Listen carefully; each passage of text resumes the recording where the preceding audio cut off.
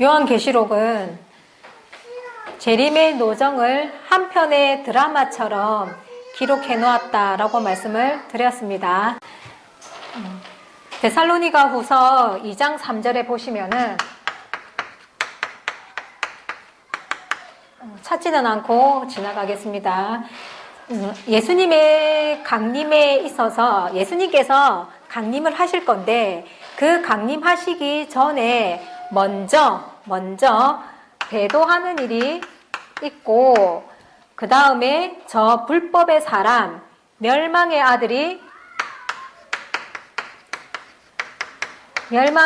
아들이 나타나고 난 후에 예수님의 강림이 있을 것이다 하고는 말씀을 해주셨어요. 자, 여기서 말하는 강림은 재림에 대한 것이겠죠.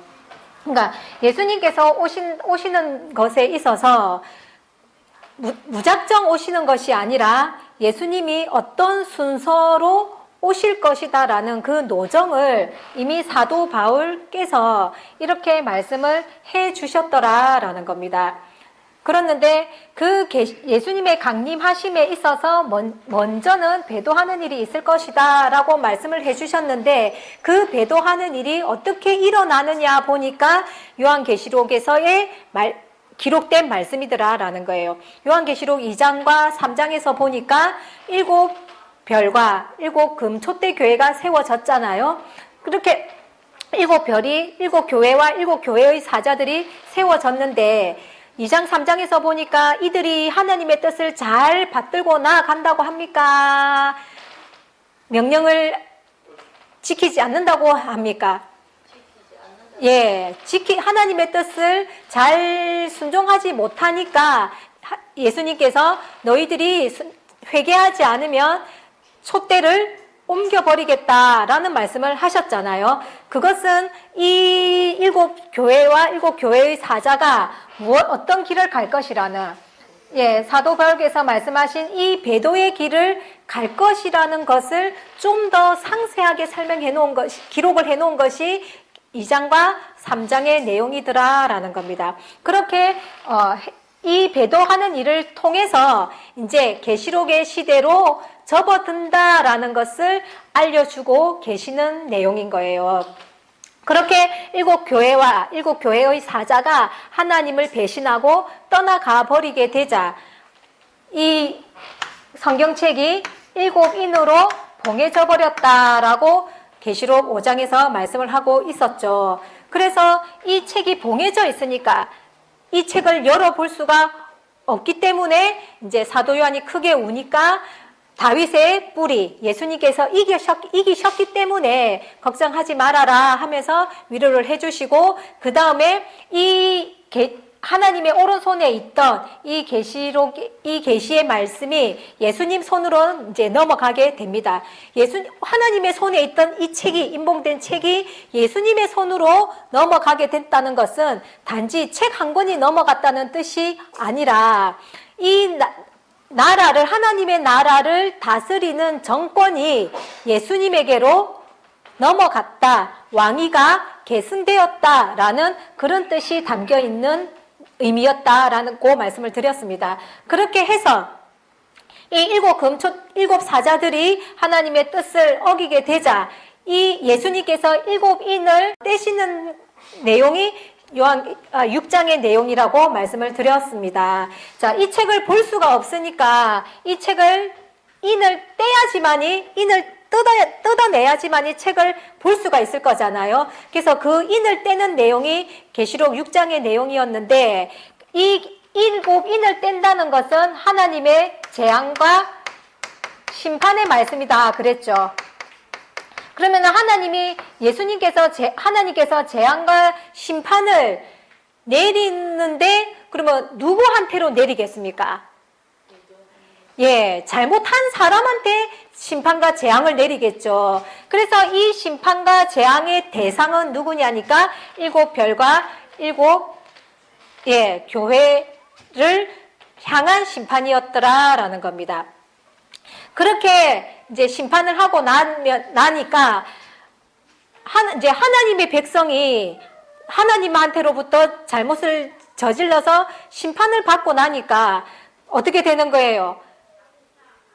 구원받을 수 있는 길이 막혀버린 거예요. 그러니까 여섯째 인을 떼실 때에 해, 달, 별이 어두워지고 다 떨어졌다 그랬잖아요. 그것은 예수님을 통해서 이어왔던 교회 역사, 교회 시대를 끝을 고한다라는 말씀을 드렸잖아요. 그러니까 교회를 통해서, 그러니까 하나님이 이 일곱 금초대 교회에다가 재앙을 내리고 심판을 내린다는 것은 교회 시대를 뭐 하는 것이라고요? 예, 끝낸다. 교회 시대의 종말을 고하는 것이다 라는 말씀을 드렸습니다. 즉 교회 시대가 종말을 고한다는 것은 교회를 통해서는 구원받을 수 있다 없다? 구원받을 수 없다라는 의미가 담겨 있다 그랬으니까, 그러면 구원받을 수 없다라는 것은 우리가 천국 가기 위해서 교회를 가는데 교회를 가도 구원받을 수 없다는 뜻이 되니까, 그러면 우리는 교회를 가나 마나가 되는 거잖아요. 그죠? 그러면은 교회를 가나 마나가 되면은 열심히 교회 가고 구원받을 수 없는 그런 짓을 하게끔 하나님께서 내버려 두지는 않으실 거다라는 거죠. 그래서 새롭게 구원의 길을 열어 가시는데 어떤 구원의 과정으로 이루어 가실지를 보여주는 말씀이 계시록 7장의 말씀인 거예요. 예, 그래서 아까 지금 제목처럼 새로운 구원 역사를 알려주는 내용이 계시록 7장의 내용인데, 어떻게 흘러가고 있는지를 한번 자세히 이제 살펴보도록 하겠습니다. 자, 1절부터 먼저 보시면은, 이 일 후에 내가 내 천사가 땅 내 모퉁이에 선 것을 보니 땅의 사방의 바람을 붙잡아 바람으로 하여금 땅에나 바다에나 각종 나무에 불지 못하게 하리라. 자, 1절에서 보니까 이 일 후에 라는 말씀이 있죠. 자, 이 일 후라는 말이 어디에서 나왔었습니까? 기억나십니까? 예, 4장 1절에서 나왔었죠. 예, 그리고 두 번째로 나오는 것이 지금 7장 1절에서 나오는데, 자, 이 일 후라는 말은 사건의 전후 관계를 연결해 주는 거다 그랬잖아요. 그러니까 이 일 후라는 말이 있을 때는 절대로 앞장의 내용하고 그 이 일 후에 있는 내용하고가 뒤섞이면 된다 안 된다? 뒤섞이면은 안 된다라는 거예요. 계시록 2장과 3장의 내용은 일곱 교회에게 편지하는 내용이었잖아요. 여기서는 4개의 교회에게 편지를 했고 3장에서는 3개의 교회에게 편지를 했을 때 2장과 3장은 똑같은 일곱 교회의 사자에게 편지를 보내는 내용이니까 3장이 먼저 되든 2장이 먼저 되든 상관이 있어요, 없어요? 예, 그러니까 뒤섞여도 상관이 없는데, 이 일이 끝나고 나서 계시록 4장으로 넘어갈 때는 반드시 이 일 후라는 말이 있기 때문에 계시록 이 내용하고 이 내용이 뒤섞이면은 안 된다라는 거예요. 그러니까 하나님의 보좌 형상을 보여주실 때에는 반드시 무슨 일이 있고 난 뒤에 일곱 교회의 사자에게 편지를 한 뒤에 하늘 영계에 올라가서 하나님의 보좌를 보아야 되는 거지, 이 일 앞에 하늘에 나 올라갔다 왔어 라고 하면은 이것은 잘못된 거다라는 거예요. 그러니까 사건의 전후 관계를 알려주는 거기 때문에 반드시 이 일 다음에 이런 일이 있어야 된다라는 것을 생각하시고 이 내용도 봐줘야 된다는 거죠. 그러면은 계시록 7장 1절에서 말하는 이 일 후라는 것은 당연히 이 일은 어떤 일이겠습니까? 어떤 일 다음에 이 말이겠습니까? 순서대로 가야 되니까. 예, 이 일은 뭐겠습니까? 이 일 후이니까 이 일 다음에 이 말인 거죠. 그럼 이 일이 어떤 일 다음이겠습니까? 예? 예, 6장, 계시록 6장의 내용을 두고 이야기하는 거예요. 그러니까 계시록 6장에 6개의 인을 뗐죠. 예, 그 6개의 인을 뗀 후에 계시록 7장의 이야기가 전개되는 거예요. 그러니까 이 계시록 7장의 이야기가 계시록 6장에서 7인을 떼기 전에 전개되면 된다는 거예요? 안 된다는 거예요? 예, 안 된다는 거예요. 그러니까 하나님의 구원 역사는 하나님이 정해놓은 시간표가 있기 때문에 그 시간표대로 진행이 된다라는 거죠. 우리가 학교에서도 수업을 할 때 시간표대로 진행이 되잖아요. 그런 것처럼 하나님의 구원 역사도 정해진 시간표가, 하나님이 시간표를 설정을 해놓았고 그 시간표대로 진행을 하는데 그 시간표를 알려주는 말이 뭐냐니까 2일 후다라는 거예요. 예, 그래서 6장의 6째 인을 뗀 후에 이제 어떤 일이 벌어지느냐 보니까 네 천사가 땅 네 모퉁이에 서서 무엇을 붙잡고 있다는 거예요? 예, 바람을 붙잡았다라는 거예요. 그럼 바람을 붙잡았으니까 바람이 불어요? 안 불어요? 예, 바람을 붙잡았으니까 못 불게 붙잡았다 이 말인 거겠죠. 그러면은 바람을 그러니까 붙잡았다는 것은 그 전에 어떻게 했다는 거예요? 바람이 불었다라는 뜻이겠죠. 예, 그렇게 바람이 불었다라는 건데 그것은 뭐냐? 아까 계시록 6장, 예, 하나님의 재앙과 심판의 그러한 내용이 예, 바람이 불었다라는 거예요. 그렇게 불던 바람을 이제 붙잡게 하고는 2절에 보시니까 또 봄에 다른 천사가 살아계신 하나님의 인을 가지고 해 돋는 데로부터 올라와서 땅과 바다를 해롭게 할 권세를 얻은 네 천사를 향하여 큰 소리로 외쳐 가로되 우리 하나님의 종들의 이마에 인치기까지 땅이나 바다나 나무나 해하지 말라 하더라 하고 말씀을 하시는 거예요. 자, 땅 네 모퉁이에 서서 바람을 잡아라 하고 또 다른 천사가 무엇을 한다는 거예요? 예. 해 돋는 데로부터 올라와서는 무엇을 한다는 거예요? 하나님의 인을 친다라고 기록해 놓고 있습니다. 예. 자, 여기서 인이라는 것은 도장인, 하나님의 도장을 친다 이 말인 거죠. 누구에게 도장을 치느냐 보니까 뭐라고 했습니까? 예, 우리 하나님의 종들의 이마에 인치기까지 바람을 붙잡아라 이렇게 말씀하시는 거예요. 하나님의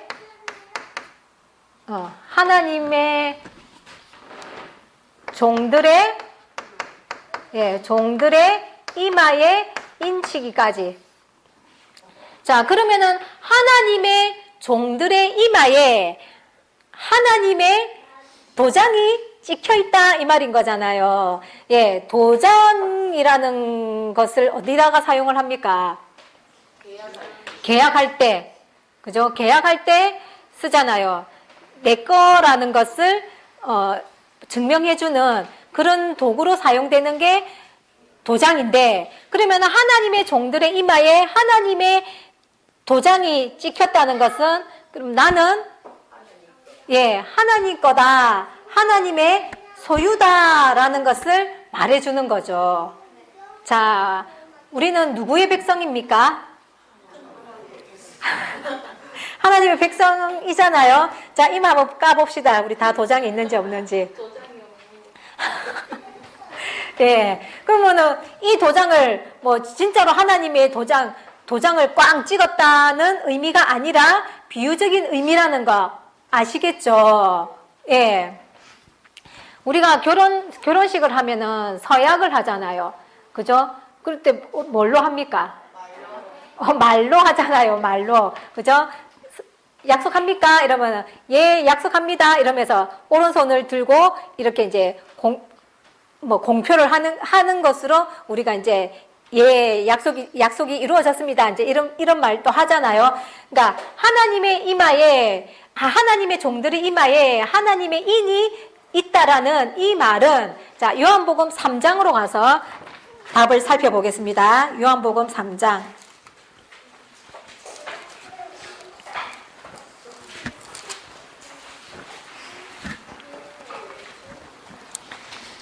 요한복음 3장 32절 33절을 보겠습니다.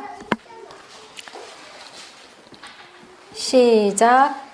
그가 그 보고 들은 것을 증거하되 그의 증거를 받는 이가 없도다. 그의 증거를 받는 이는 하나님을 참되시다 하여 인쳤느니라. 예. 여기서 인쳤다는 말씀이 나오죠. 예. 그가 그 보고 들은 것을 증거하되 할 때 그가 누굴까요? 예수님을 말씀하시는 거예요. 이제 이 31절부터 읽어야 되는데 우리가 지금 생략하고 32절을 읽으니까 위에서부터 읽으시면 됩니다. 예수님께서 보고 들은 것을 증거한다는 거예요. 예수님께서 보고 들은 게 있대요. 그러니까 그 보고 들은 것을 증거를 하는데 한마디로 보고 들은 것을 증거한다니까 목격자인 거죠. 예. 그렇게 예수님께서 보고 들은 것을 증거하는데 그 예수님의 증거를 듣는 사람이 있다는 거예요? 없다는 거예요? 없다고 이야기를 하고 있죠. 증거를 듣는 이가 없는데 그의 증거를 받는 이는 하나님을 참되시다 하여 인쳤다라는 거예요. 자, 그러면 하나님의 인을 쳤다는 것은 무엇을 두고 말씀하시느냐? 예수님께서 하시는 그 말씀을 뭐 하는 거요? 예, 받아들이고 인정하는 것으로 인쳤다라는 거예요. 그러니까 믿음으로 예수님께서 하시는 말씀을 믿음으로 예, 받아들이는 그것이 하나님의 도장이 찍혔다 이 뜻이 된다라는 거예요. 그러니까 예수님께서 오셔서 앞으로 소잡고 양잡고 제사를 지낼 필요 없어. 내가 그 속죄 제물로 왔어 라고 말씀을 하실 때에 그 말씀을 아멘 하고 받아들이는 것이 하나님의 인을 쳤다 이 말인 거예요. 또 예수님께서 갑자기 생각이 나네. 예수님께서 안식일은 날짜를, 그러니까 하나님 앞에 날짜를 지켜서 그 제사를 지내는 것이 안식일을 지키는 것이 아니고 안식일의 주인으로 내가 왔기 때문에 나를 영접하는 것이 안식일을 지키는 것이야 하고 가르쳐 줬단 말이에요. 근데 그 가르침을 받아들이고 예수님을 영접하는 것이 하나님의 인을 받았다 이 말인 거예요. 근데 그 당시에 유대인들은 그렇게 예수님이 안식일의 주인으로 내가 왔다 하고 예수님이 증거를 했지만은 예수님의 말씀을 받아들였습니까? 안 받아들였습니까? 예, 그 유대인들은 자기들은 하나님의 자녀고 하나님의 백성이라고 하는 자들이잖아요. 그죠? 그 하나님의 백성이라고 하는 1500년 동안 모세의 율법을 하나님의 백성으로서 모세의 율법을 지켜온 그 사람들이 예수님이 하시는 그 말씀을 받아들이지 않았다는 거죠. 그러면은 하나님의 인을 맞은 게 되는 거예요? 안 맞은 게 되는 거예요? 하나님의 인을 안 맞은 거죠. 그러면 예수님의 말씀을 인정하지 않은 그 유대인들은 그러면 하나님 입장에서 볼 때는 이마에 하나님의 도장이 찍혔다 안 찍혔다? 안 찍힌 거니까 자기들은 하나님의 백성이라고 하겠지만 하나님이 보실 때는요. 예수님이 보실 때는 도장이 없으니까 하나님의 소유가 아니다라는 것이 되는 거죠. 마찬가지로 지금 이 재림의 역사 앞에서도 지금 하나님의 인을 가지고 종들의 이마에다가 인을 친다는 거예요. 인을 친다는 거예요. 그러면은 이 일은 지금 예수님께서는 예수님을 통해서 지금 인을 치는 일을 예수님이 하셨습니까? 안 하셨습니까? 하셨잖아요. 그러면은 이 재림의 역사에 있어서도 또 한 번 하나님의 종들의 이마에 인치는 일이 있다는 거죠. 그러면은 이 재림의 역사에서는 무엇으로 그러면 하나님의 인을 치겠습니까?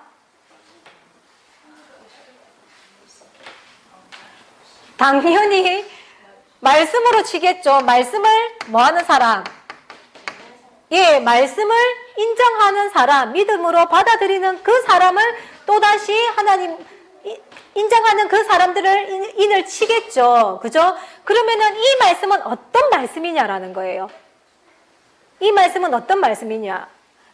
자, 이 말씀은 그동안 우리가 2000년 교회 역사를 통해서 흘러나오는 그런 말씀이 아니라는 거예요. 그런 말씀이 아니고 전혀 듣도 보도 못한 어떤 말씀? 예, 새로운 말씀이다라는 거예요.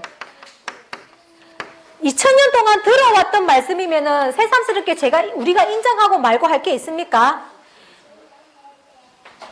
지금 우리가 나가는 이 교회는 예수님이 세운 교회예요. 맞죠? 예수님이 세워서 지금 시간상으로 2000년이 흘러왔거든요. 그러면은 우리는 지금 예수님을 믿고 있는 사람들이잖아요. 그러니까 예수님을 믿고 있고 예수님의 말씀을 지금 우리는 인정하고 있는 우리인데 또다시 인을 친다면 말이 됩니까? 안 됩니까? 안 되잖아요. 그죠? 그러면은 지금 2000년 동안 교회 시대를 이어오는 그 예수님의 말씀을 우리가 지금까지 듣고 있잖아요. 듣고 있고 우리가 믿음으로 받아들이기 때문에 교회를 나가고 있다면 이미 인을 맞아져 있는데 왜 또다시 이 계시록 7장에서 하나님의 종들의 이마에 인을 친다라고 하냐라는 거죠. 그러면 지금까지 들어오던 말씀하고는 뭔가 다른 새로운 말씀이 있다는 것을 내포하는 거다라는 거예요. 즉 계시록의 말씀을 말씀하시는 거다라는 거예요. 자, 이 계시록의 말씀은 들어보셨습니까? 안 들어보셨습니까? 예, 그동안 예수님이 전해준 그 복음을 위주로 많이 들었지 우리가 계시록의 말씀을 전반적으로 많이 듣지는 않았잖아요. 그죠? 그러니까 계시록에 대한 말씀을 우리가 들으면은 생소하죠. 그리고 생소하다 보니까 마음껏 받아들여집니까? 뭔가 모를 거부감도 생깁니까? 그죠? 그러니까 쉽게 인정하기가 쉽습니까? 예. 그러니까 지금까지 내가 예수님의 복음을 인정하고 믿어서 교회를 나오고 있는 이 차원하고는 또 뭔가가 다른 차원이다라는 것을 이야기하는 거다라는 거예요. 그러니까 새로운 구원 역사라는 말을 하는 거죠. 자, 아담 때는 선악과를 안 따먹어야 되잖아요. 근데 예수님이 아담이 선악과를 따먹었죠. 따먹음으로 말미암아서 노아를 통해서 이 아담의 후손들을 홍수로 심판을 했단 말이에요. 맞죠? 그러면은 노아를 통해서 홍수로 심판을 할 때는 노아는 어떤 것을 전했느냐? 방주 타라. 이거를 전했다는 거예요. 맞죠? 예. 그러니까 아담은 하나님이 자기한테 하신 약속이 선악과 따먹지 말라는 거였기 때문에 선악과 따먹으면 안 됩니다. 선악과 따먹으면 안 됩니다. 하나님이 선악과 따먹으면 안 됩니다라고 말씀하셨습니다. 이렇게 전했을 거다라는 거예요. 그런데 노아가 와가지고는 노아라는 사람은 갑자기 배를 타세요. 홍수가 올 겁니다. 내가 지금 같이 방주 지어서 우리 같이 배 타서 살 길을 찾읍시다 하면서 외쳤단 말이에요. 그러니까 갑자기 방주를 타라고 외치니까 이 듣는 사람들은 어떻겠습니까? 생소했겠죠. 그죠? 그러니까 노아를 통해서는 방주를 타라는 새로운 말씀을 전했다라는 거예요. 그것이 또한 노아를 통해서 또 홍수로 심판을 하고 나서는 또 아브라함의 후손들을 통해서는 또 바벨탑을 쌓고 또 모세의 율법으로 그렇게 이어오면서 예수님을 통해서는 예수님을 믿어야 구원받는다는 새로운 복음으로 구원 역사를 펼쳐갔다는 거예요. 맞죠? 그러니까 지금 신약 시대에는 예수님을 믿어야 구원받는다라고 하잖아요. 근데 저 유대인들은 누구를 믿어야 된다고 합니까?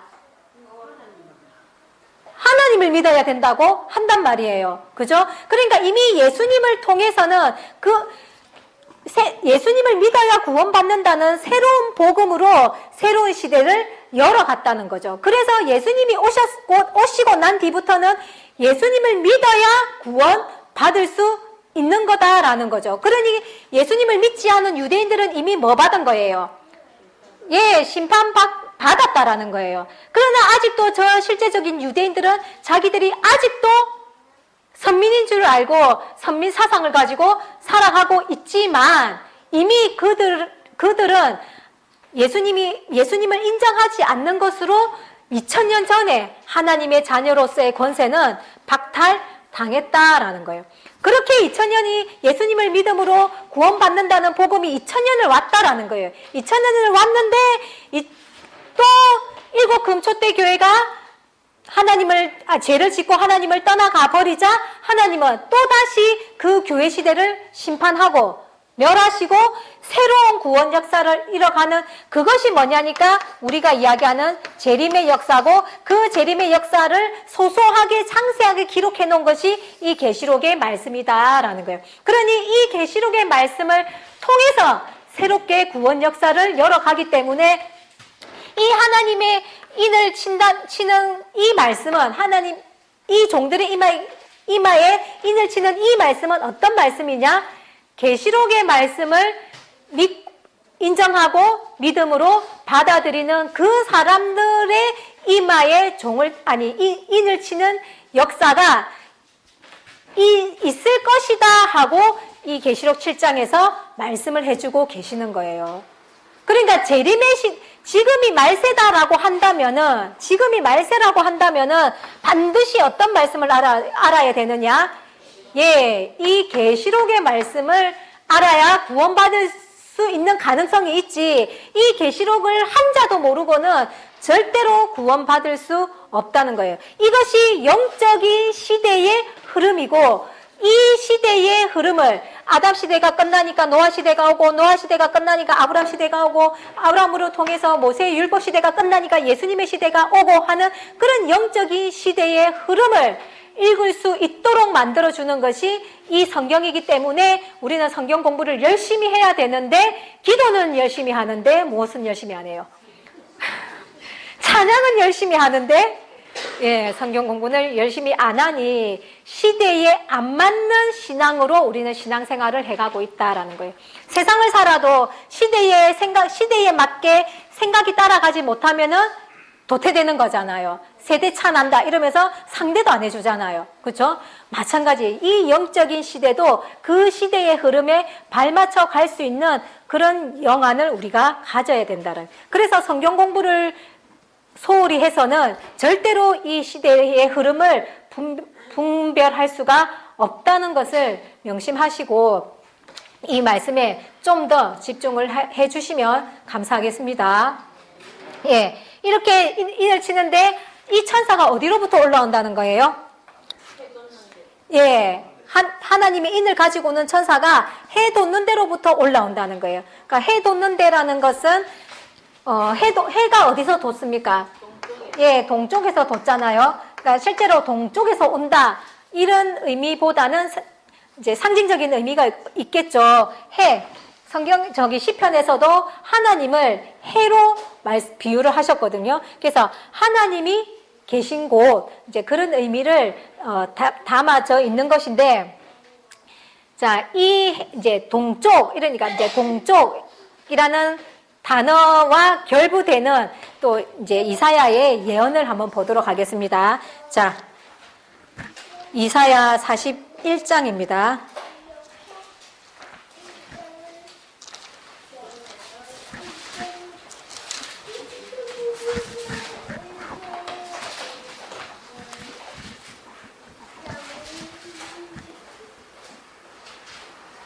예, 이사야 41장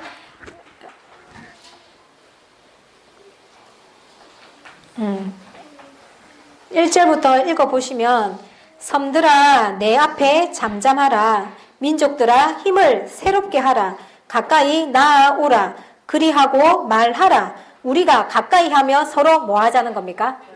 예, 변론하자. 하나님의 말씀에 옳고 그름을 따져보자 이 말인 거죠.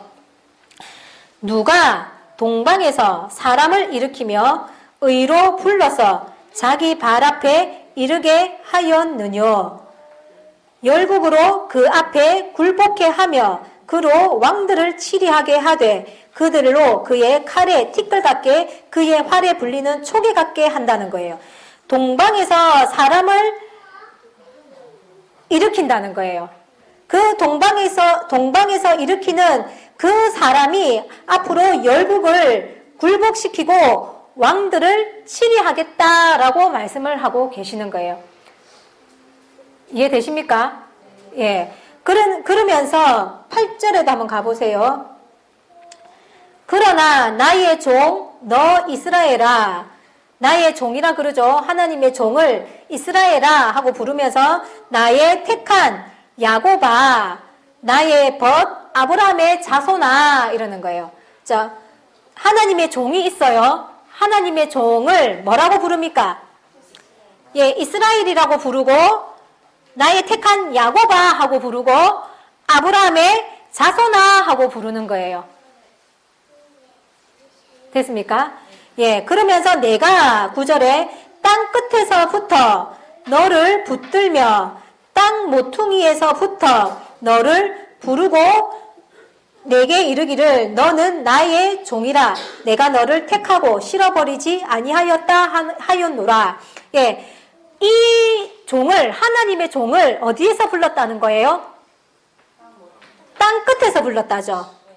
땅 모퉁이에서 불렀다는 거예요. 그러면은 이 종이 어디 있었다는 거예요?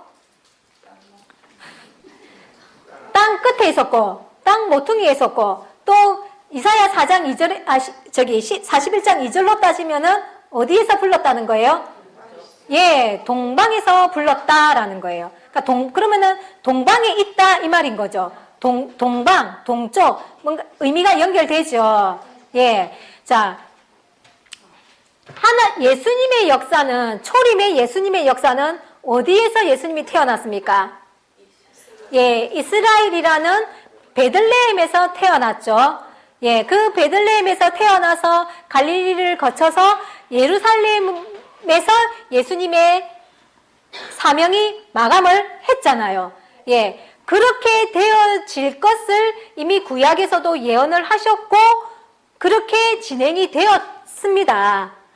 그런데 이제 이 재림의 역사는 하나님께서 어디에서?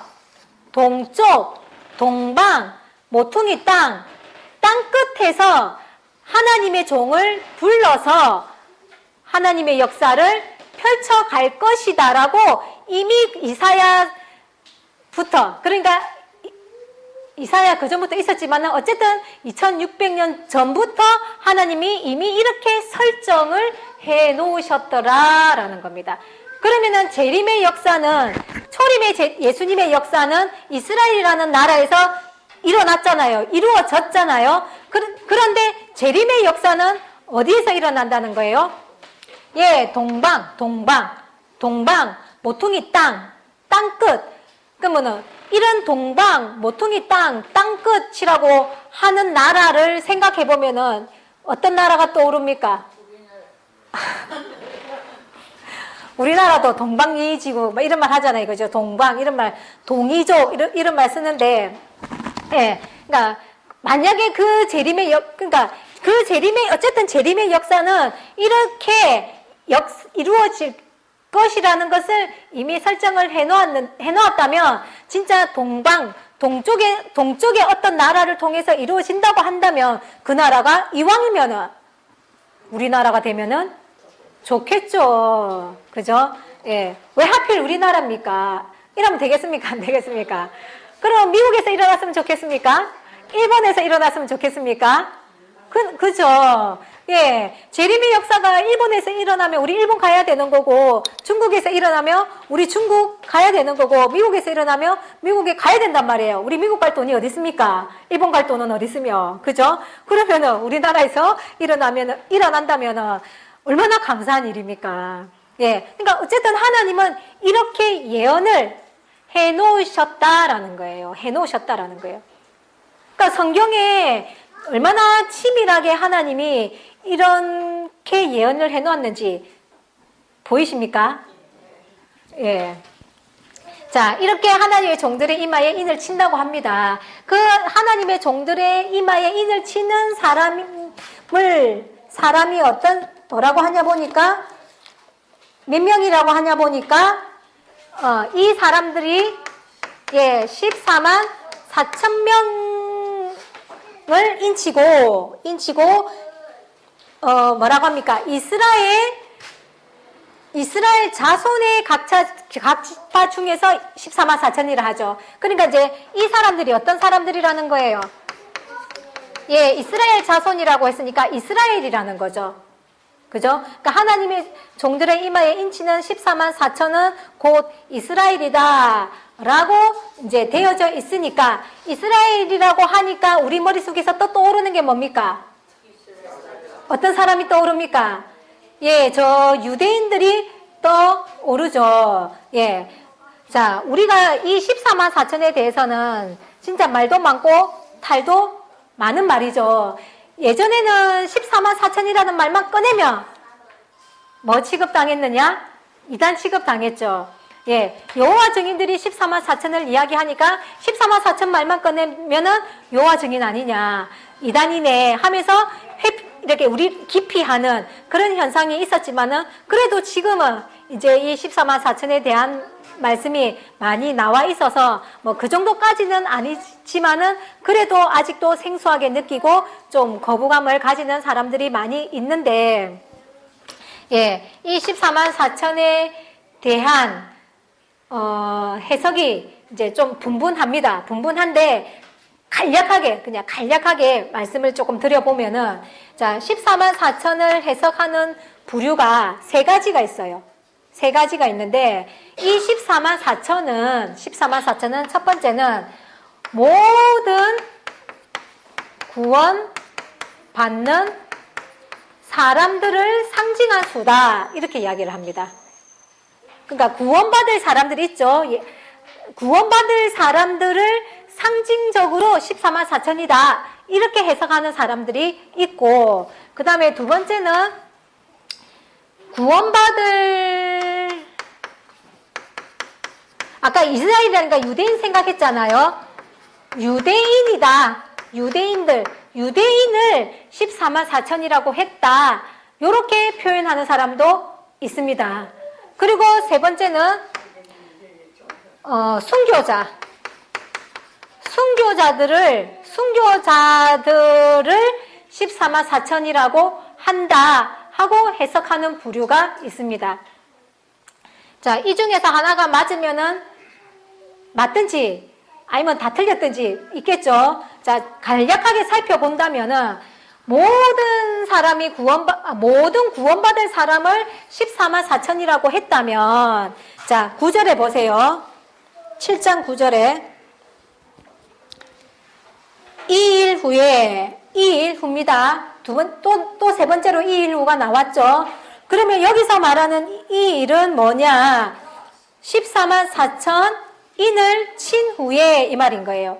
인을 친 후에 내가 보니 각 나라와 족속과 백성과 방언에서 아무라도 능히 셀 수 없는 큰 무리가 흰옷을 입고 손에 종려 가지를 들고 보좌 앞과 어린 양 앞에 서서 큰 소리로 찬양을 하는 거예요. 자, 여기서 흰옷을 입었다 그랬죠. 흰옷은 옳은 행실, 성도들이 갖추는 옳은 행실을 갖추고 있는 거니까 인정받은, 구원받기에 합당한 자라는 뜻인 거다 그랬죠. 그러면은 이 흰 무리들, 이 셀 수 없는 큰 무리라는 거는 셀 수 없다고 했으니까 셀 수 있다, 숫자가 어떻다는 거예요? 예, 우리가 촛불 집회를 아무리 많이 해도 그 숫자 셉디까 안 셉디까? 촛불 집회에 아무리 사람이 많이 몰려도 숫자 세알리잖아요. 뭐 10만 명이니 세알리잖아요. 그죠? 수를 세는데 지금 여기에서는 수를 셉니까? 못 셉니까? 셀 수 없을 만큼 숫자가 많다는 거예요. 예, 이 사람들이 흰옷을 입고 있는데 이 흰옷을 입은 사람들이 어디에서 희게 옷을 씻었냐고 보니까 14절에 가보면은 어린 양의 피에 옷을 씻었다는 거예요. 피에. 그러면은 이 사람들도 구원받는 사람들입니까? 구원 못 받는 사람들입니까? 구원받는 사람들인 거죠. 그러니까 14만 4천이 있고 또 누가 있는 거예요? 예, 셀 수 없는 큰 무리가 흰옷을 입고 있으니까 그냥 흰무리라고 하는 거예요. 셀 수 없는 흰무리가 있더라는 거예요. 그러면은 모든 구원받는 사람들을 14만 4천이라고 했다면 이 사람들도 어디에 들어가야 되는 거예요? 예, 14만 4천에 들어가야 되는 거잖아요. 근데 지금 분명하게 구분을 14만 4천의 이마에 인을 치고 그 일이 인을 치고 난 뒤에는 셀 수 없는 흰무리들이 환란 중에서 나와가지고는 예수님을 하나님을 찬양하더라 하고 이렇게 구분을 지어 놓았더라는 거죠. 그러면 이 사람들도 구원받고 이 사람들도 구원 받는다는 거죠. 자, 여러분들은 어떤 게 좋은 것 같습니까? 그러면은 모든 구원받는 사람을 14만 4천으로 그냥 상징적으로 표현했다. 이 말이 맞습니까? 안 맞습니까? 안 맞죠. 예. 또 유대인들을 구원받을 유대인들을 14만 4천이라고 한다고 한다면은 요즘은 이제 유대인들 중에서 이제 시간이 지나고 보니까 2000년 전에 우리 조상들이 예수님 십자가에 못 박았던 그 예수님이 하나님의 아들이고 메시아였음을 인정하고 예수님을 믿는 유대인들이 생겨났어요. 그 유대인들을 두고서 뭐라고 하냐면은 메시아닉 주라고 해요. 메시아닉 주. 예. 그러다 보니까 이 유대인들이 예수님을 영접한 유대인들이 생겨나니까 이 해석이 좀 설득력이 있어 보입니까? 안 있어 보입니까? 예, 이스라엘이라고 하니까 설득력이 있어 보이죠. 그런데 이 하나님의 그러니까 종들의 이마에 인을 치는 일은 언제부터라고 했습니까? 계시록 6장에서 예, 7인을 뗀 후에 6째 인을까지 뗀 후에 나오는 사람들의 이마에 인을 치는 거다라는 거예요. 그런데 이 사람들은 이 일 후에 대하여서는 언급이 예, 없다라는 거예요. 그러니까 자기들이 14만 4천이라면은 자기들 앞에 무슨 일이 있어야 되는 거예요? 인을 떼는 일이 있어야 되는데 그 일에 대해서는 언급을 하지 않는다라는 거예요. 그래서 사건의 전후가 중요한 거예요. 그러면은 이 사람들, 이 유대인, 구원받을 유대인을 상징적으로 14만 4천이라고 했다는 해석도 안 맞는 거죠. 마찬가지 순교자라는 것도 순교자의 시작은 누구부터입니까? 아벨부터잖아요. 그죠? 아벨 6천년 전에 그 아벨부터 해서 예수님 이후에 그 순교한 사람들까지 다 포함을 하는데 아까 말씀드렸듯이 이 일 하나만 가지고 봐도 그러면 아벨이 이 일 후에 나와야 된단 말이에요. 6장에 인을 뗀 후에 나온 사람들이어야 되는데 아벨은 6천년 전 사람이라 그랬잖아요. 그러면은 맞습니까? 안 맞습니까? 예, 안 맞다라는 거죠. 그리고 자, 그러니까 이제 대표적인 해석을 세 가지를 봤는데 해석이 성경 이 일 후라는 그 한 단어만 가지고도 이 해석이 옳은지 안 옳은지가 보입니까? 안 보입니까? 예, 보이죠. 그러니까 성경을 알면 절대로 잘못된 데에 빠질 수가 없다는 거예요. 이단에 빠진다는 것은 뭐하기 때문에 예, 구분할 수 있는 옳고 그름을 분별할 수 있는 능력이 없기 때문에 빠지는 거예요. 그래서 성경 공부를 해야 되는 거예요. 마귀는 하나님의 백성이 아닌 불신자를 미혹한다 했습니까? 예, 마귀는 구원받을 수 있는 구원받을 사람을 지옥으로 데리고 가는 게 마귀의 사명이기 때문에 불신자들은 미혹할 필요 있어요, 없어요? 예, 전혀 불신자들은 가만히 냅둬도 지옥 가기 때문에 미혹할 필요가 없어. 그러니까 누구만 미혹하면 되는 거예요. 예, 예수님을 믿는다 하는 그 신앙인들만 미혹하면은 되는 거기 때문에 성경을 제대로 알면은 우리가 이런 미혹에 빠지지 않을 수 있다는 거예요. 그러니까 성경이 우리의 방패막이고 안전막이다라는 겁니다. 그러니까 그런 성경의 어떤 가치를 그렇게 느껴 가시기 바라겠습니다. 예. 그러면은 이 14만 4천은 과연 뭘까요? 이제 올바른 해석을 해야 되겠죠. 자, 셀 수 없을 만큼 없는 이런 흰무리도 있고 14만 4천이라고 정해놓은 수도 있다면 이 14만 4천은 상징수, 아까 여기서처럼 상징수로 봐야 되겠습니까? 실수로 봐야 되겠습니까? 예. 자, 이 14만 4천은 야곱의 12아들, 각 지파가 1만 2천씩 해서 14만 4천이라 그랬잖아요. 자, 야곱이 12아들이 상징수였습니까? 12명을 낳았잖아요. 그죠? 그러니까 그 야곱의 12아들을 지금 빗대어서 이야기하는 하는 거기 때문에 야곱의 12아들이 상징수였으며 예수님의 12제자가 상징수였냐고요. 아니잖아요. 실질수였잖아요. 그렇다면은 이 14만 4천도 뭐다? 예, 실제 수다라는 것을 우리가 알 수가 있다라는 겁니다.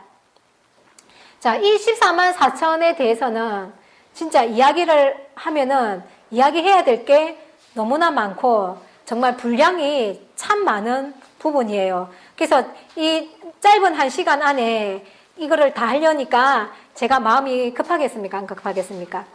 예, 급하죠. 예, 상세하게 다는 못하지만은 예, 그래도 이렇게 좀 집에 돌아가셔서라도 좀 공부를 이렇게 하시면 좋겠습니다. 예. 자, 이 14만 4천을, 요한계시록 14장입니다. 찾지는 않겠습니다. 14장에서는 땅에서 구속함을 받은 처음 익은 열매, 첫 열매다라는 표현을 썼어요. 그리고 계시록 20장에서는 예수님과 예수 그리스도와 더불어서 1000년 동안 왕노릇하는 자들이라고 했습니다. 첫 열매라고도 표현을 했고 이스라엘이라고도 표현을 했고 1000년 동안 왕노릇하는 자들이라고도 표현을 했고 그 다음에 계시록 2장과 3장에서는 이겨라, 이기면 복 주겠다 했죠. 거기서 말하는 이긴 자들이다라는 거예요.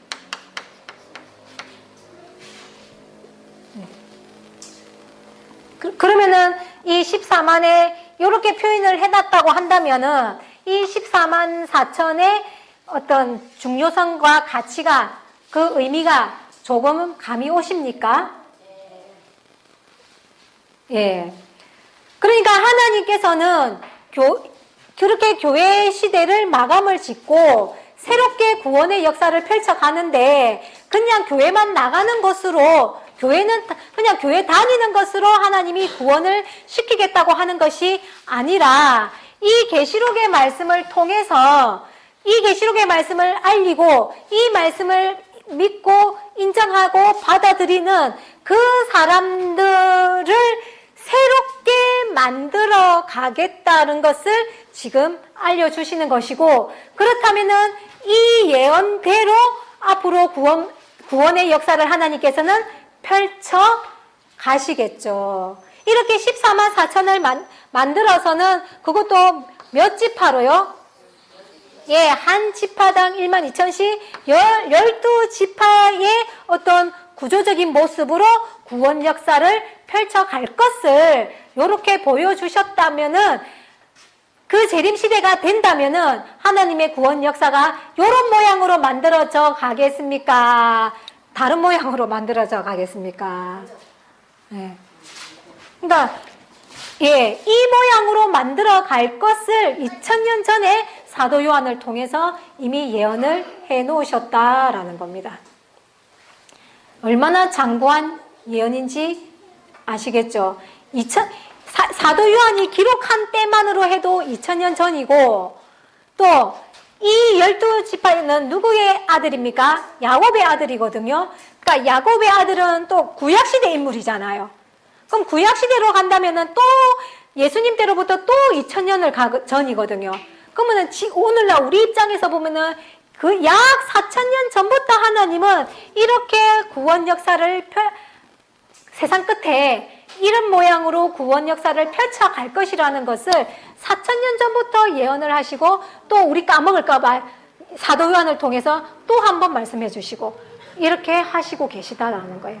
그러니까 이런 말씀을 통해서 이런 하나님의 장구한 프로그램을 우리가 그러니까 느껴가야 된다라는 거죠. 하나님은 이 역사 하나를 이루시기 위하여서 수천 년 전부터 예언하시고, 누가 보든지 안 보든지 믿든지 안 믿든지 간에 하나님이 예언해 놓으신 그 노정을 하나님께서는 묵묵히 이루시면서 가셨다. 그 묵묵히 이루어 가신 증거가 뭐냐니까 예수님의 십자가 역사다라는 거예요. 십자가 역사도 이미 예언되어져 있었다 그랬죠. 예. 누가 알았습니까? 아무도 몰랐지만은 하나님은 예언을 하셨고, 그 예언대로 예수님을 보내시고 십자가에 돌아가시게 하는 그 모든 과정들을 하나님께서는 혼자서 묵묵히 이루셨던 것처럼, 또 앞으로 재림의 역사에 대해서도 하나님께서는 이렇게 예언을 상세하게 해놓으셨고, 또 누가 알든지 모르든지 간에 하나님은 이 모양대로 구원 역사를 펼쳐 가실 거다라는 겁니다. 자, 이런 시점에서, 이런 측면에서 우리가 어떤 신앙을 해야 되며 어떤 마음으로 이 하나님에 대한 믿음을 가지고 가야 되겠냐라는 거예요. 방향 설정을 어떻게 해 가야 되겠냐라는 거예요. 자, 이렇게 두 구원받을 부류를 하나님께서는 이미 이렇게 두 A반, B반으로 나누어 놨다는 거예요. 자, 여러분들은 구원 받으려면은 어떤 구원을 받고 싶겠습니까? 할 때 또 두말하면 잔소리죠. 이거 받고 싶으신 분 있습니까? 되든 안 되든 일단은 뭐 하고 싶습니까? 예, 당연히 14만 4천이 하고 싶죠. 그죠? 예, 이 부류와 이 부류를 또 사도 바울이 또 이야기를 해놨어요. 자, 고린도전서 15장에 가보겠습니다. 복잡하죠?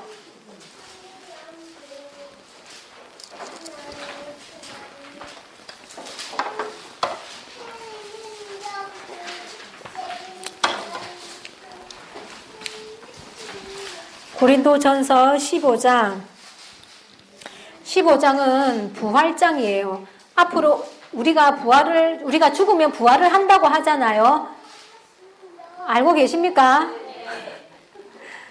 죽으면 부활할까요? 안 할까요? 그러면은 부활할 우리들이 고린도전서 15장이 관심 없으면 부활 받을 수 있을까요? 못 받을까요? 네, 부활을 하는데 이 부활체에 대하여서 이제 말씀을 해주시기를, 자, 38절부터 볼게요.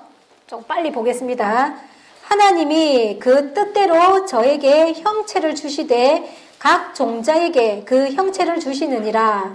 육체는 다 같은 육체가 아니니 하나는 사람의 육체요, 하나는 짐승의 육체요, 하나는 새의 육체요, 하나는 물고기의 육체라. 자, 우리 이 땅의 육체도 아까 지금 이렇게 대표적으로 크게 물고기의 육체가 있고 사람의 육체가 있고 짐승의 육체가 있고 있잖아요. 그렇듯이 40절에 보세요. 하늘에 속한 형체도 있고 땅에 속한 형체도 있으나 하늘에 속한 자의 영광이 따로 있고 땅에 속한 자의 영광이 따로 있다는 거예요. 자, 하늘에 속한 형체가 있고 땅에 속한 형체가 있대요. 내가 부활을 하면은 내가 부활체를 입을 거 아니에요. 그러면은 하늘에 속한 형체로 부활을 할 수도 있고 땅에 속한 부활체로 내가 부활을 할 수도 있다는 거예요. 자, 또 느낌상 하늘에 속한 부활체가 좋을 것 같아요? 땅에 속한 부활체가 좋을 것 같아요? 느낌은 또 하늘에 있는 게 좋을 것 같죠? 그런데 또 하늘에 속한 영광이 또 따로 있다는 거예요. 알겠습니까? 그러니까 어느 게 더 좋다는 거예요? 땅에 속한 영광도 따로 있는데 해의 영광이 다르고 달의 영광도 다르며 별들의 영광이 다르도다 하는 거예요. 자, 그러면은 지금 아까 땅에 속한 형체도 있다 그랬잖아요. 근데 지금 땅에 속한 형체의 영광에 대해서는 지금 언급을 하고 있어요? 안 하고 있어요? 안 하고 있죠? 하늘에 속한 형체에 대한 영광, 상급만 지금 이야기하고 있는 거예요. 그러니까 해의 영광 다르고 이 말은 연봉이 다르다 이 말인 거예요. 근데 별과 별들끼리도 연봉이 다 다르다 이 말인 거예요. 그러니까 하늘에 속한 형체만 갖고 지금 설명을 하고 있으니까 어느 게 더 좋은 거다라는 거예요. 당연히 하늘에 속한 형체가 더 좋은 거다라는 걸 할 때에 그러면은 자, 이 계시록 7장과 자, 연결 지어 보자고요. 하늘에 속한 형체의 부활체를 입는 사람은 어떤 사람들이겠습니까? 예, 14만 4천을 두고 이야기하겠죠. 그러니까 하늘에 속한 하늘에 속한 형체로 부활체를 입는 사람들, 여기는 땅에 속한 형체로 부활체를 입는 사람들, 이렇게 사도 바울도 정확하게 하늘에 속한 것과 땅에 속한 형체로 등급을 구분 지어 놓았다라는 거예요. 되겠습니까? 예, 군대도 가면 장교급과 사병급이 따로 있잖아요. 그 사병급 안에서도 1등병, 2등병, 1등병, 상병, 병장 이렇게 가잖아요. 그러니까 그것도 여기 이제 땅에 속한 형제도 요 안에서도 있겠죠. 있고 또 여기는 여기대로 있는데 요거는 보지 말자. 이쪽에는 언급도 안 해놓으신 거예요. 이쪽에만 지금 언급을 해놓았다라는 거예요. 그러니까 하늘에도 우리가 계시록 4장에서도 분명히 조직으로 구성이 되어져 있다 그랬죠. 그죠? 질서가 있다 그랬죠. 그러니까 하늘에도 정확하게 등급이 나뉘어져 있고 계급이 있더라라는 거예요. 똑같이 또 공산주의처럼 똑같이 먹는 곳이 배분되어지는 곳이 아니다라는 거예요. 계시록 22장 16절에 22장에서 보시면은 하나님께서 상을 주시는데 일한 대로 갚아주신다 그랬어요. 일한 대로. 또 히브리서 11장에서도 하나님께서는 상 주시는 이심을 믿으라고 한 거예요. 그러니까 하나님은 반드시 뭐를 주신다는 거예요? 예, 상을 주시기는 상을 주신다는 거예요. 그 상을 주는데 모든 사람들을 균등하게 배분을 해서 주는 것이 아니라 어떻게 준다고요? 예, 일 한 만큼은 많이 한 사람은 많이 받고 적게 한 사람은 적게 받는다는 것을 말하는 거죠. 누가복음 19장에 보시면은 우리가 문화 비유가 있습니다. 저기 마태복음 22장에는 달란트 비유 아시죠? 교회 다니시는 분들이라면 달란트 비유를 다 아시는데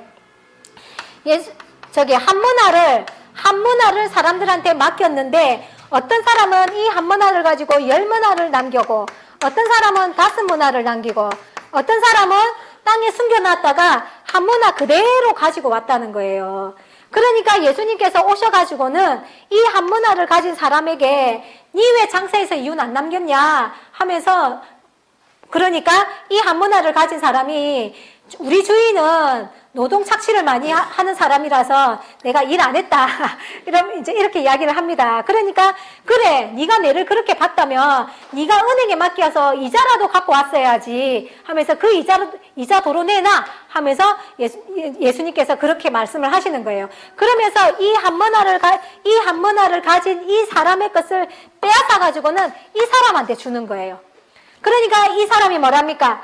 아니, 저는 이미 받았습니다. 10골을 받았습니다. 라고 이야기를 하니까 예수님께서 하시는 말씀이 있는 자는 더 풍성해지고 없는 자는 있는 것까지 빼앗긴다 라고 말씀을 해주셨다는 거예요. 그래서 10만화를 받은 사람한테는 10골 권세를 주고 5만화를 남긴 사람한테는 5골 권세를 줬다는 거예요. 그럼 이거는 지금 차등이 있는 거죠. 일한 만큼, 그러니까 10만화를 남겼으니까 일을 더 많이 했겠죠. 그러니까 더 많이 주고 조금 더 적게 주고, 일 안 한 사람은 있는 것마저도 뺏겨버리는 것이 하나님 나라의 모습이다라는 거예요.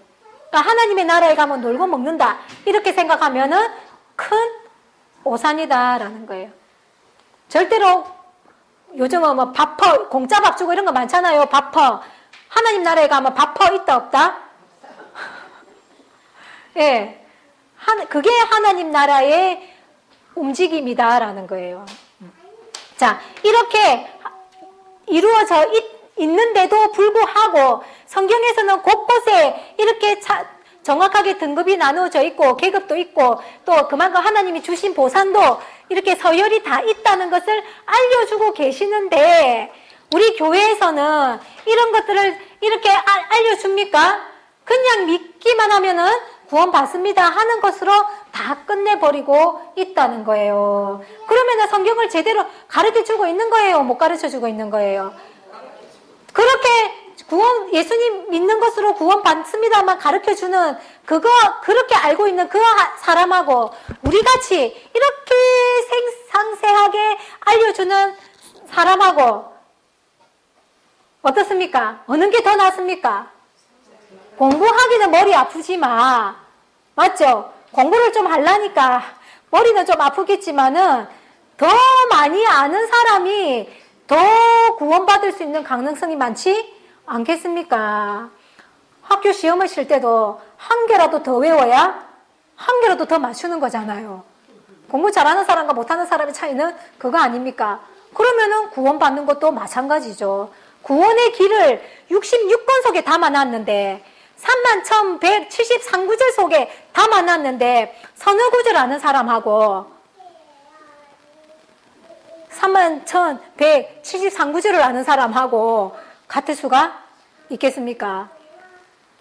예, 열심히 교회 나오는 사람하고 일주일에 한 번 예배 드리는 것으로 딸랑 나오는 사람하고 이 상이 같으면 누가 열심히 나와가지고 일주일마다 맨날 나와가지고 봉사하고 합니까?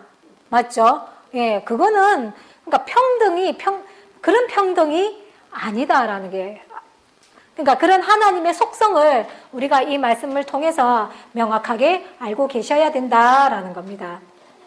자, 이 지금 12지파에 대한 야곱의 12아들인 12지파에 대하여서도 지금 설명드릴 것은 많은데 지금 그것까지 설명을 드리자면은 시간이 너무 많이 흘러서 일단은 설명을 못 드리겠고 다음 기회에 또 할 수 있으면은 다루도록 하겠습니다. 일단은 14만 4천은 누구라는 거요?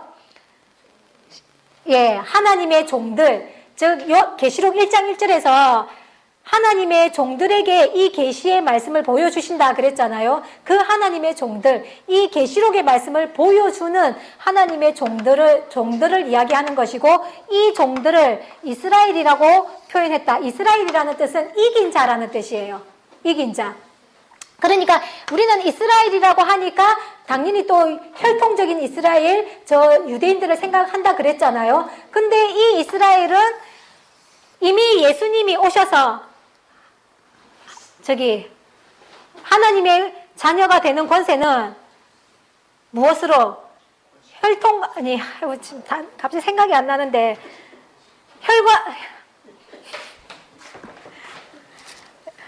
마음이 급하니까 생각도 안 납니다.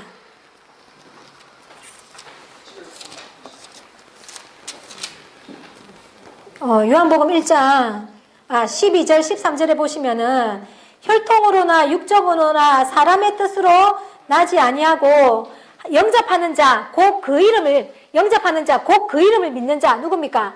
예수님의 이름을 믿는 그 사람들로 하나님의 자녀가 되는 권세를 주셨다 그랬죠. 그죠? 그러니까 이 이스라엘은 유대인들을 이야기하는 것이 아니라 예수님을 믿는 사람들, 그 사람들을 두고 말씀하시는 것인데, 그 예수님을 믿는 사람들 중에서도 또 이 계시록의 말씀을 받아들이고 믿는 그 사람들을 이스라엘이라고 표현을 했다 이 말인 거예요. 예, 그 이스라엘을 두고서 첫 열매라고 했고, 1000년 동안 왕노릇한 자들이라 했고, 이긴 자들이라고 했으니, 이 사람들의 어떤 신앙의 정도라든지 신앙의 상태가 어떠한 것인지는 우리가 또 이제 묵상을 하면서 느껴가시고, 또 이런 모습으로 우리가 만들어져 가도록 노력하는 것이 또 하나님을 믿는 자로서의 자세겠죠. 자, 그리고 아까 9절에서 보시니까 2일 후에 이제 셀 수 없는 흰무리가 나온다 그랬잖아요. 자, 그러니까 이 14만 4천을 인을 다 치고 난 후에 이제 이 셀 수 없는 흰무리들이 나오는데, 이 흰무리들은 어디서 나왔냐 보니까 큰 환란에서 나왔다는 거예요. 큰 환란에서. 그러니까 큰 환란에서 나왔다 하는 거 보니까 이때는 바람을 잡으라 그랬잖아요. 바람을 잡았는데 이때는 인을 치고 나서는 다시 뭐 해버렸다? 바람을 놔버렸다 이 말이에요. 그래서 다시 그 바람 부는 그런 환란 가운데서 이 사람들이 구원받기 위해서 나아온 자들이다라는 거예요. 자, 이 사람들과 이 사람들의 아까 차이를 이렇게 말씀드렸는데, 셀 수 없는 흰무리가 아주 많은 숫자는 이야기하는 거잖아요. 그러니까 출애굽기 19장에서도 하나님께서 뭐라 했습니까? 세계가 다 내게 속하였는데, 다 내게 속하였는데 내 말을 지키고 내 명령을 지키는 너희는 내 소유가 되어서 제사장 나라로 삼게 해주겠다 이랬거든요. 이스라엘을 제사장 나라로. 그러니까 이 지구촌의 모든 나라는 누구 거라는 거예요? 하나님 건데, 이 지구촌의 모든 나라를 이끌어갈 나라로 이스라엘을 택했다 이 말인 거예요. 자, 이때로 이야기를 한다면은 이제 이 하나님의 나라, 이 지구촌을 전부 다 하나님의 백성들로 만들겠다 이 말인 거예요. 셀 수 없는 인물이니까. 그래도 셀 수 있지. 70억 셀 수 있잖아요. 그죠? 그러니까 이 지구촌을 다 하나님의 백성으로 만들겠다 이 말인 거예요. 그러면은 이 백성들을, 이 사람들을 이끌어가야 할 지도자가 있어야 될 거 아니에요. 이 대한민국을 이끌어갈 지도자가 있는 것처럼 지도자들이 있어야 될 거 아니에요. 그 지도자들이 누구냐니까 14만 4천인 거예요. 그러니까 이들은 이 14만 4천이 다스리는 백성들, 이 백성들을 이끌어가고 지도하는 지도자들을 두고서 14만 4천이라고 했다라는 거예요. 지금은 정치하고 종교가 분리되어 있잖아요. 그러니까 종교 지도자들의 발언권이 별로 세지를 못한데, 옛날에는 재정일치여서 같이 움직여 갔잖아요. 그러니까 왕들도 다 전쟁을 할 때는, 또는 나라의 큰일을 치를 때는 누구에게? 제사장에게 나와서는 물어보고 또 제사도 지내고 그런 기운을 받아서 하고 막 이렇게 했잖아요. 그렇듯 인도의 카스트 제도를 보면은 제일 이 등급 중에서 여기 제일 꼭대기층이 누굽니까? 승려 계급이죠. 승려. 브라만 급이라고 그러죠. 예, 그러니까 종교 승려라고 그러니까 종교 지도자를 이야기하는 겁니다. 이 종교인이 이 제일 꼭대기를 차지하고 그 다음 단계가 누구냐? 왕과 귀족들이었다라는 거예요. 이런 식으로 이 하나님의 14만 4천이 만약에 하나님 나라에 이렇게 피라미드가 있다면은 이 꼭대기를 차지하는 존재가 누구다라는 거예요. 예, 14만 4천이 이 나머지를 뭐 한다는 거? 치리하고 다스린다라는 그런 뜻이니까 이 사람들의 계급이 어느 정도인지는 또 느낌이 오시겠죠. 예, 이렇게 하나님의 역사를 이렇게 펼쳐가고 결국은 나중에는 하나님의 이 지구촌을 다 하나님의 나라로 만들어 갈 것이다 라는 계획이 지금 이 요한계시록 7장 속에 담겨져 있는 거다라는 거예요. 그러면은 세상이 어떻든지 저떻든지 복잡하든지 안 복잡하든지 혼란스럽든지 안 혼란스럽든지 지금은 혼란스러울 수 있겠지만은 결국 나아가는 길은 어떤 쪽을 향해서 나아가겠습니까? 예. 이 지구촌이 전부 다 하나님의 백성들이 되는 쪽으로 나아가게 되겠죠. 그죠? 그러면 결국은 다 하나님의 백성이 될 건데, 그러니까 모든 사람들이 다 이 계시록의 말씀을 받아들이는 사람이 되고, 이 계시록의 말씀을 다 아는 시대가 온다 이 말인 거예요. 그렇다고 한다면은 먼저 아는 사람이 낫겠죠. 그죠? 네.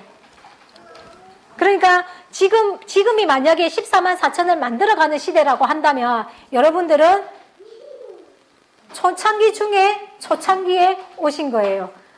다 계시록의 말씀을 모르는데 지금 여러분들은 오셔서 이 말씀을 듣고 있는 거니까. 그죠? 그러면은 지금 나머지 뒤에 올 사람들은 이 계시록의 말씀을 누가 가르쳐야 되겠습니까?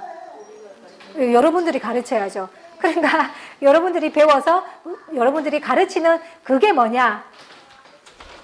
왕노릇 하는 거다 이 말인 거예요. 하나님의 말씀을 배워서 하나님의 말씀을 가르치는 이것이 왕노릇 하는 거다라는 거예요. 예. 자, 이런 하나님의 역사를 알려주고 계셨고 또 여러분들은 일찌감치 오셔서 이 말씀을 듣고 계시니까 말씀이 축복을 줄 때는 하나님이 말씀으로 먼저 준다 그랬죠. 그죠? 이 얼마나 엄청난 축복의 말씀입니까? 그러니까 이 축복의 말씀을 먼저 들으셨다는 것은 이 축복을 받을 수 있는 기회를 주신다는 뜻이니만큼 이 기회를 놓치지 않고 정말 진지한 마음으로 이 말씀을 듣고 또 이 말씀을 묵상하셔서 정말 하나님이 마지막 시대를 향한 이 축복이 저와 여러분들한테 다 이루어지기를 예수님의 이름으로 축원드리겠습니다.